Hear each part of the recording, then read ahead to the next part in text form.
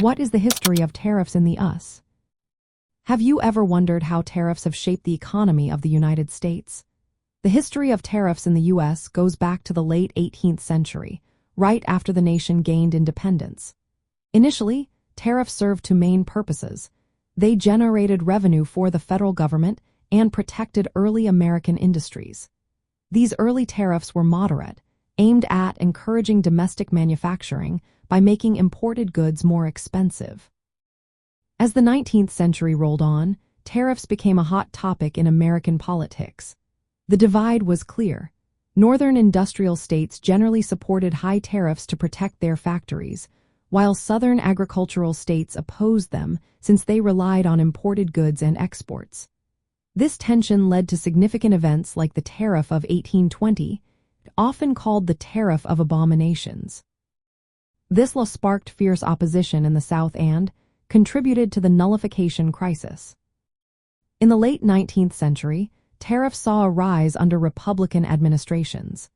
The McKinley Tariff of 1890 is a prime example, significantly increasing duties to protect American industries, but it also raised consumer costs. The early 20th century brought a shift towards trade liberalization, especially after the Great Depression. The Reciprocal Trade Agreements Act of 1930 allowed the president to negotiate tariff reductions without needing direct approval from Congress. This was a key moment in moving toward more open trade policies. One of the most notable tariffs in history is the Smoot-Hawley Tariff Act of 1930. This act raised U.S. tariffs on thousands of imported goods to unprecedented levels. Many economists argue that it worsened the Great Depression by stifling international trade and prompting other countries to impose retaliatory tariffs. From the 1980s onward, U.S. administrations, especially Republican ones, began reducing tariffs and embracing free trade agreements like the North American Free Trade Agreement and the U.S.-Canada Free Trade Agreement. These agreements aim to expand markets and lower trade barriers, marking a clear shift away from protectionism. However, some tariffs have remained or been reintroduced in specific sectors, such as steel and agriculture. These are often justified by concerns over national security or unfair foreign competition. For instance, tariffs on Chinese steel were imposed in the early 2000s but were found to harm the U.S. economy and employment more than help.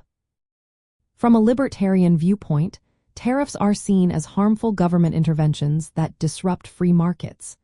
Libertarians argue that tariffs raise consumer prices and provoke retaliatory measures from trade partners.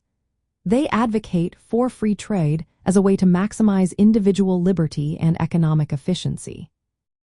The Smoot-Hawley Tariff Act is frequently cited as an example of the negative consequences of protectionism, reinforcing the libertarian stance against tariffs. Libertarians believe that removing tariffs allows for unrestricted international trade, resulting in lower prices and more choices for consumers. The historical shifts in U.S. tariff policy highlight ongoing debates about government roles in the economy, with libertarianism consistently favoring the reduction or elimination of tariffs to promote free markets and limited government intervention.